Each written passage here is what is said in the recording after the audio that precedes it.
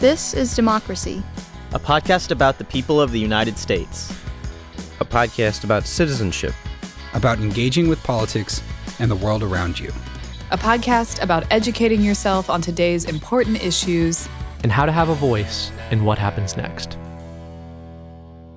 Welcome to our new episode of This is Democracy. This week we are speaking with Isabel Cademartori. She's an elected member of the Bundestag, the German legislature, from Mannheim. She was elected to this office in 2021. Before that, she served as a city councillor in Mannheim, and she's a member of the German Social Democratic Party of Germany, which leads the current coalition government in Germany. Isabel is involved in a number of policy issues. The issue we are going to discuss today is the rise of right-wing extremism, in particular a group known to its followers as the Reichsbürger in Germany. And we're going to talk to Isabel about this group, about the right-wing threat in Germany, and what German leaders like her are doing to protect democracy. Isabel, thank you so much for joining us. Thanks so much for inviting me. It's our honor to have you on. Before we go to our discussion with our distinguished member of the German government, we have, of course, Mr. Zachary's scene-setting poem. What's the title of your poem this week, Zachary? Chickens That Won't Die. Chickens That Won't Die. Okay, let's hear it. Like you, I have counted bottles as they line up on the wall. I, too, have sent telegrams seconds before the fall. I watched as they burn the Reichstag to the ground. I was there. I wrote my name on a pillar that I found. Like you, I remember history, but I try not to forget. I, too, have counted memories, dear friends who lost a bet with destiny. I have spent too much, but I have paid my debt. I was there when Berlin fell, watching from a bike, the pen once more mightier than any sharpened pike. So still believe in the old farce, still breathe the old lie. We will be on your step someday with handcuffs and a long sigh. And one day you'll wake up in a land that seems alight, but it will not be your fire, for we've already won the fight. Oh, release me. Release us from these chains we have erected. Right and wrong run through us, all of us bisected. Oh, release us, release me from the ghosts of memory, coming home again to roost like chickens that won't die. Oh, release me, release us, once and for all, goodbye. Eventually, you must remember how terrible the lie. Wow. What is the... Amazing. Gave me chills. Me too, Isabel. Me too. Zachary, what's the metaphor of chickens that won't die?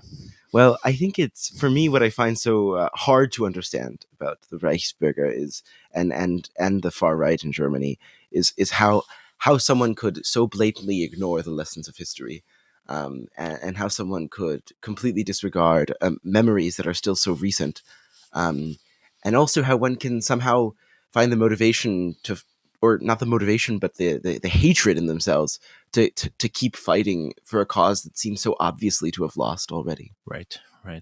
Well, I think, Isabel, that's a perfect place to turn to you and your expertise on this matter. This group that I think earlier this month, more than 25 people were arrested in a raid that occurred in multiple cities. Where does this group, this right-wing group called the Reichsbürger, and other affiliates, where do they come from? Who are they? Yes, it's a very interesting group because it's very heterogeneous. And not all of them are right-wing, but an important part is, and a very dangerous part of this group is. But what constitutes this group is they're actually anti-constitutional or revisionist, and they reject the legitimacy of our modern German state. So they basically believe that this Bundesrepublik Deutschland, as it exists now, doesn't really exist. And they believe that the Deutsche Reich, the German Reich of 1937, is actually the legitimate state that we live in right now. They reject the peace treaty. They say it's not. There was not really a peace treaty, and they have like a lot of interesting legal arguments why they believe that our Grundgesetz, our constitution, is actually not a real constitution. So they reject the state and all the parts of it, the democracy and all its institutions. And some of them are a bit cuckoo. I mean, they're all a bit cuckoo, but in the sense that they basically don't pay for fines. They reject all type of, official government letters they get or taxes they have to pay. They reject that, and they even, go to court against local government, against federal government, because they say that the state basically doesn't exist, doesn't have a legitimate ground to stand on, and to expect for them to pay taxes, for example. And before we spend more time understanding what you explained so well about their belief structure, who are they? Well, they're people all over Germany who are caught up in this belief. And interestingly, I think it's really hard to pinpoint, a certain demographic. They are really in the midst of the society. So the people who were now arrested for this attempted coup, most notably was a German prince, so to say, so a member of the long gone German aristocracy. But there were also people who were lawyers, doctors, members of armed services, and police members even. And what draws them to this? I mean, maybe the German prince, it makes sense. He wants to regain his aristocratic standing. It seems so anachronistic. But in general, what is it that draws people to what does sound like, I don't know, almost a ridiculous position? Well, we think that a lot of them have been radicalized, by all type of conspiracy theories, especially these past years with Corona and people spending too much time maybe online. They start to find these theories that for them explain a lot of things that maybe they don't understand and they reject. But this group in particularly, and a lot of Reichsbürger have a right-wing belief system. So they're not just, anti-state, but they're also right-wing extremists. And so they have an affinity to fascism, and some of them to the Nazi period. And I idealize this kind of thought. So they are partly of that scene, but there are also other parts that are esoteric scenes that have maybe beliefs that are into the magic world and believe in symbols and astrology, and it's a very like I said, heterogeneous group. But what unites them is really the rejection of our state and our institutions. And why now? Why do you think we're seeing this kind of organized, or at least semi-organized, violence or plotting in Germany today, in this moment? Well, I think it's not only that we're seeing it today. I think that especially this government and our interior minister, that is a social democrat, has maybe also put a bigger focus on this group. So that's why this raid also happened, because in the past we've seen that especially right-wing terrorists and extremists have been a bit under the radar or maybe underestimated. Because like I explained earlier, a lot of these Reichsbürger people are really kind of cuckoo and kind of fighting with their local mayor about, parking fines and stuff like that. So it lends to not being taken seriously as much as they should be taken seriously, because there is a part of this group that is, hoarding weapons and training for armed combat. And we had a conservative government the past 16 years with almost exclusively, I believe, a conservative interior minister who were always a bit reluctant to really address and say clearly that the biggest threat to our democracy comes from right-wing extremism, and they are part of that threat. And now we have different politics in place that I think just has shed a light on something that was already there. It seems to me, Isabel, as well, that the having a government that's not a conservative government has inspired some of these actors to perhaps plan for more violence. As I understand it, they had a plan to even try to assassinate the Bundeskanzler, the leader of your government. Is that correct? That probably played into it. Although I will say that in the past, these types of groups have also assassinated conservative politicians. Who there's one famous one, Walter Lübcke, who was a local politician who helped a lot, in the refugee crisis. He was very, engaged in helping refugees and managing the whole thing. And he was murdered by right-wing extremists because of that. So I will say that I think it does tackle all of democracy, and they found lists of politicians that they wanted to kill, and there were also conservative politicians on that list. So maybe it did, inspire or help them gain new members, but they are so extremist that even, for them, the Conservative Party is also part of the problem. And how many people are we talking about here? The security services estimate that there are like 20,000 people who belong to this scene, and about 2,000 of them are, dangerous and more violent prone. However, there's also probably a large number under the radar. We also believe that it could be much more than that. Sure, many sympathizers maybe also, right? Yes, and also in the past few years, this group has gained a lot of traction and also, fame actually, because Corona was kind of helped them spread their ideas. A lot of people, like I said earlier, online, reading up on conspiracy theories, and all the measures that were taken to combat the pandemic were sometimes very restrictive measures, would feed into this idea of that there is a deep state, that there is a conspiracy, that a lot of people who were rallying and protesting against Corona kind of found their way into this group, and these groups were always also present in these anti-corona measure rallies. There seem to be a lot of connections between the more extreme and esoteric beliefs of the Reichsbürger and some of the bigger conspiracy theories in the United States and in American politics.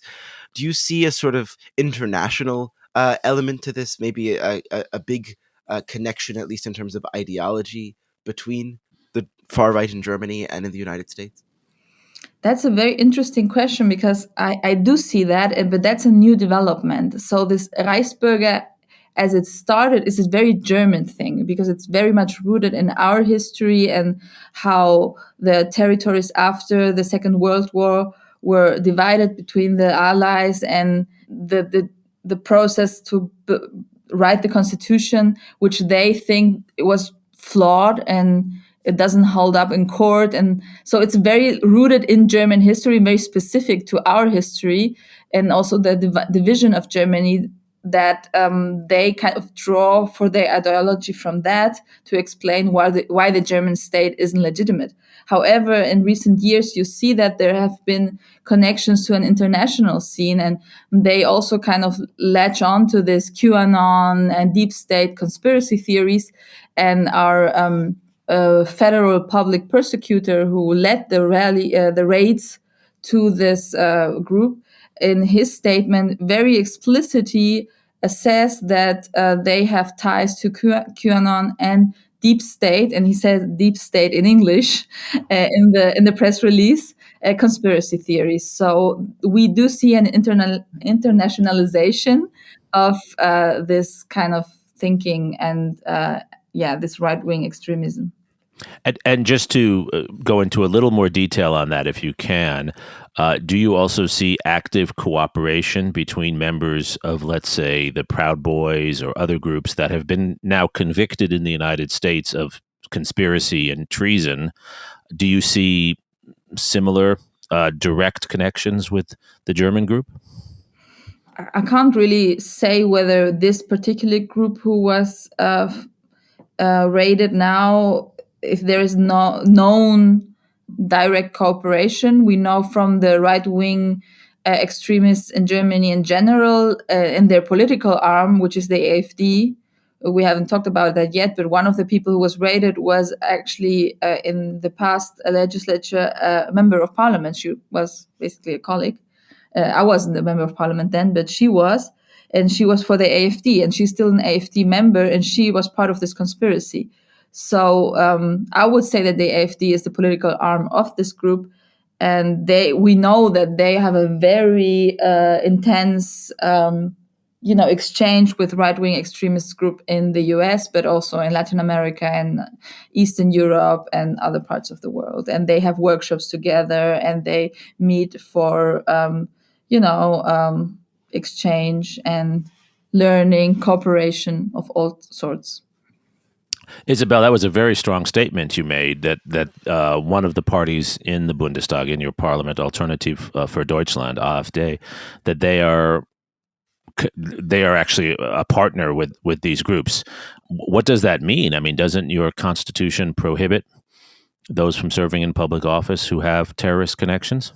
Well, that's what we are discussing right now. I mean, to prohibit a party in Germany, it's very, very difficult. That's kind of a learning from our history, that political parties are very much protected. Because in the past it happened so easily that political parties like mine were prohibited by the Nazis. However, we now have like an active member of this party who was a parliamentarian who participated in a coup d'etat or in a planned coup d'etat. Obviously, this is an individual person. You would have to show that this seeps into the party as a whole, and there were plans in the party to support this. And then maybe you would have grounds to prohibit them.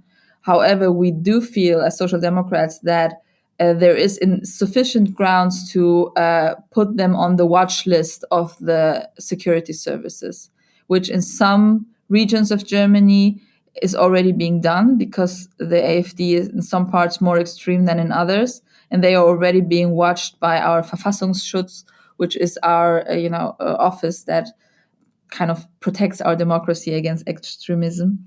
But we call for them to be observed by the Verfassungsschutz nationwide. Of course, that only contributes to more of their conspiracy theories, right? Obviously, that's always kind of the tricky part about it.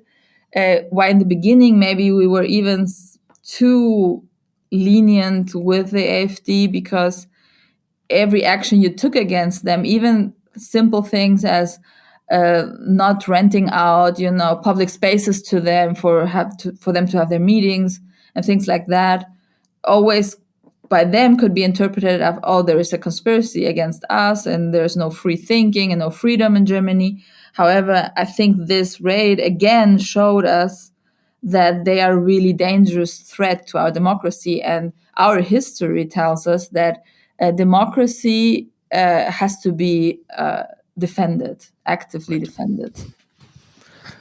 But in Germany, at least in parts of Germany, there seems to be in certain populations a strong base for the AfD.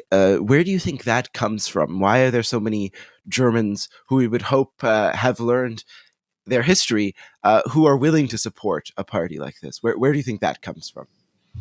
You're asking like the the ultimate question, why do people support this kind of thinking? And there is not an easy answer. I mean, what is clear that in areas in East Germany, they are much stronger than West Germany, which there's a number of explanations for this. Obviously, East Germany still lags behind in terms of economic development, and they suffered a lot, first as being part of, the East German state, but also then in the reunification, some areas did not profit. Young people left the area. They're just basically older people left who stayed there, or the people who feel kind of they were left behind and did not participate in this, prosperity of the unification. There's maybe also, a lack of democratic awareness, having lived in an undemocratic state for so many decades themselves. Also, these institutions that we have built up in the Federal Republic of Germany to defend democracy, to promote democracy, with help from the Allies, that didn't happen in East Germany. that socialization. And so a lot of things come together, which maybe offer some explanation. Some people would argue that it's a question of feeling kind of left behind and not economically as strong as other parts of the country. I mean, you have similar discussions in the US. However, this group shows that, these were not poor people who were planning this. These are, lawyers, doctor, a prince, a former member of parliament, policeman. So as it was with the Nazi time, it comes from the middle of the bourgeoisie, the people who promote this kind of ideas. Right. Well, as always, those who are really poor don't have the opportunity to participate in this. It tends to be those who we say in English have downward mobility, right? People who think they should be doing better than they are, and they fear that they're going the wrong way. You did, I think, allude to the issue of immigration, and that's certainly a big issue in the United States in motivating right-wing extremism in France. Is that true in Germany as well? Absolutely. So we see that this Reichsbürger exists since the 1980s, but only since, mid 2010s have there been a renaissance also in the public, showing of these groups. And that is, I think, very obviously linked to the refugee groups that came to Germany during that time and the discussion that started about refugees during that time. And then, there have been other things happening. Maybe even before that, there was a financial crisis, then was a refugee crisis. Now there's Corona crisis. And now we have energy crisis, which we haven't talked about that yet, but they also found that this group was seeking contacts to Russia and trying to, start negotiations with them. Some of these Reichsbürger have like exile governments. So they put people in power that are the actual government of the actual German Reich, as they see it, and seek, peace treaty with Russia. We kind of laugh about it because it's so ridiculous at some point, but it's, it can be very dangerous. And I did want to ask about Russia because it's obviously an issue we deal with in the U.S. as well, and with the war in Ukraine and Russian aggression in Ukraine, it's only more significant every day. To what extent do you see evidence of the Russian government and those working for Vladimir Putin perhaps trying to manipulate this movement? I think there is connections. Obviously, they feel connected to Russia. We know the AfD are the biggest defenders of Russia in the German parliament and the German political scene. They tried, like I said, to form ties now with Russia. I don't know. The federal prosecutor said that they don't know that Russia responded to these attempts. So I don't know if there was like an actual cooperation with this specific group. However, we know from the past that in this whole conspiracy scene, Russia plays a very active part. There have been investigations showing that a lot of the anti-vaccination conspiracy groups are fed from Russia, and are the channels on Telegram and stuff are actually managed from Russia. And it's a gateway if you start telling people that vaccines are dangerous. And I'm talking about the anti-vaccine groups before Corona vaccine discussion. Like even before that, there were people who were just generally anti-vaccines. And it's a gateway to open people's mind to the idea that what they are telling you, those people in the government, it's not true. And from there, they start feeding you other stuff. And we know from even before this happened, and before the war, that Russia plays an active part in this kind of disinformation and conspiracy theory spreading.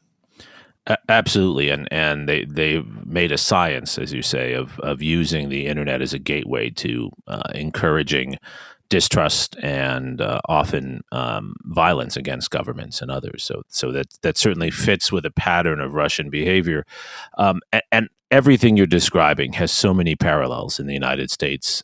Of course, I would point out that your discussion of the dilemmas of how to deal with members of parliament who might be collaborating with these extreme groups. Of course, we have the same issue in the United States. We have members of the House of Representatives who were supportive and in many ways collaborated with those who led the insurrection, the violent insurrection at the Capitol on January 6th, 2021. Many of them are in our parliament, in our Congress right now.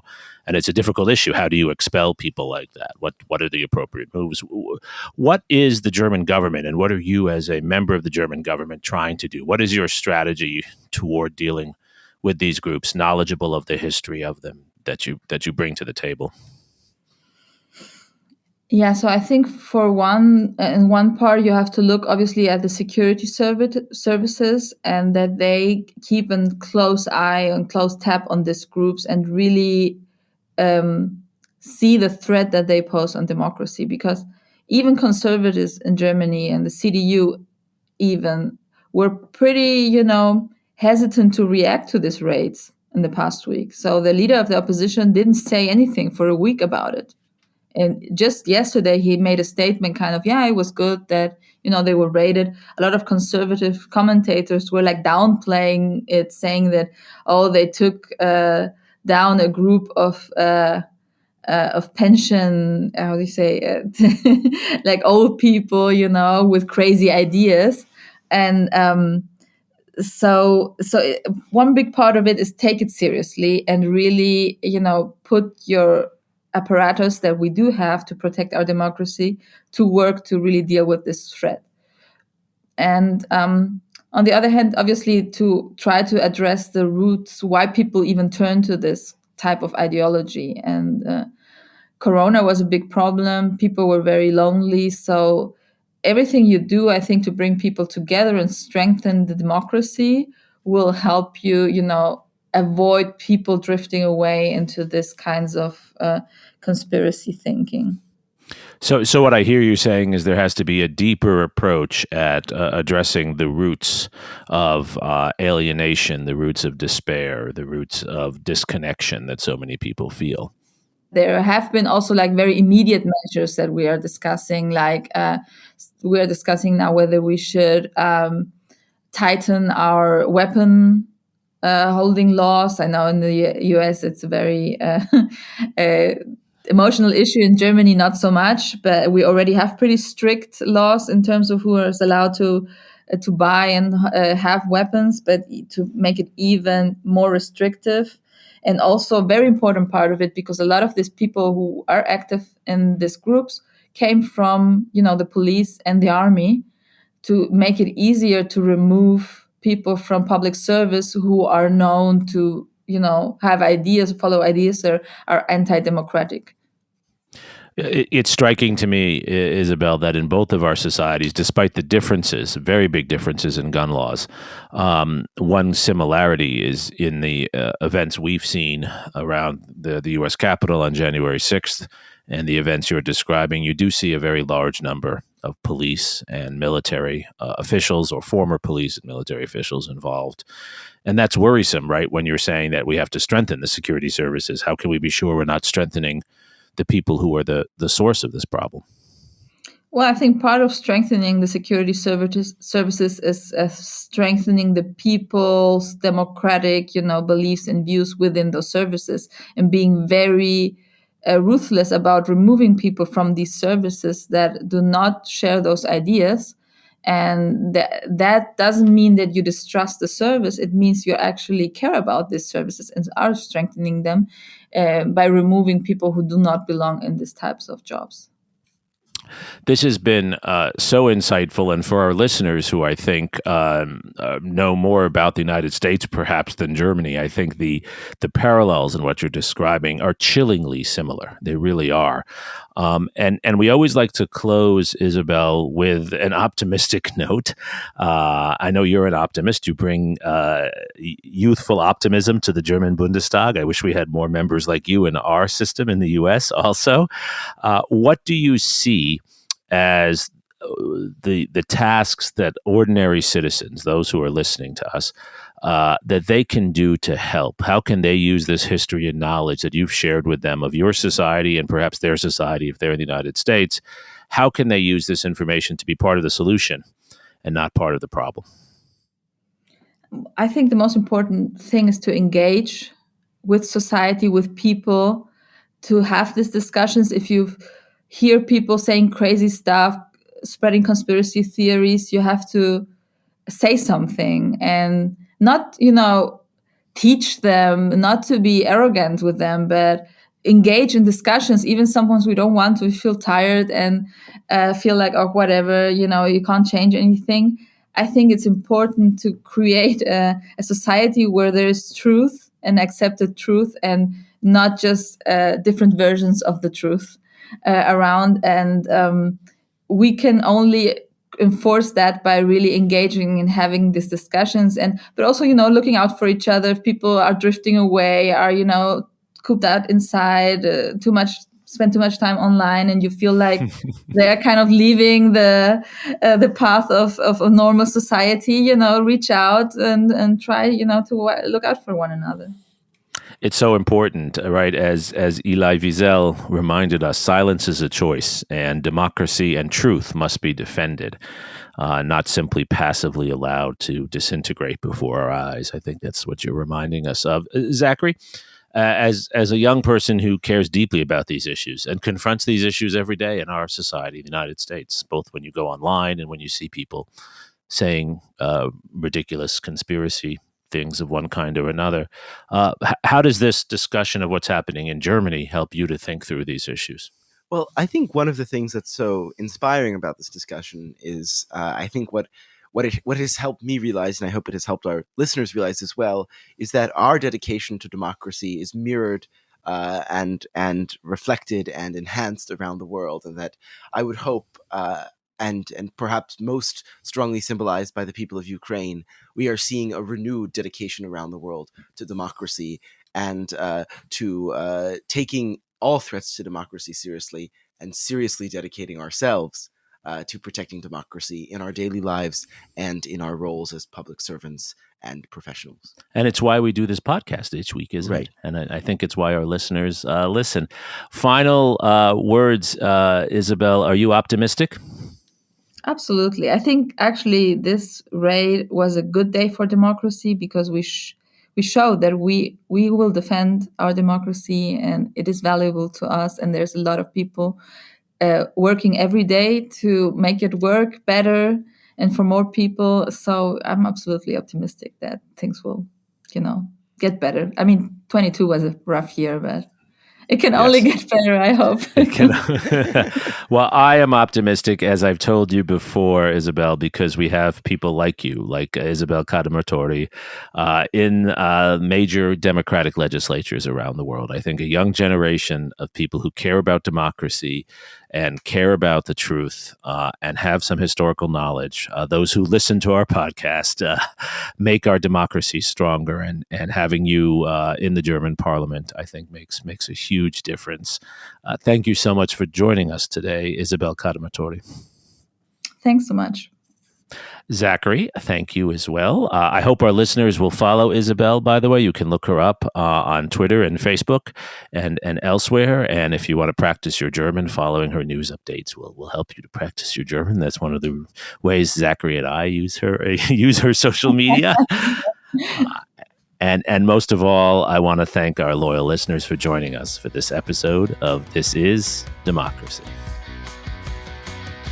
This podcast is produced by the Liberal Arts ITS Development Studio and the College of Liberal Arts at the University of Texas at Austin.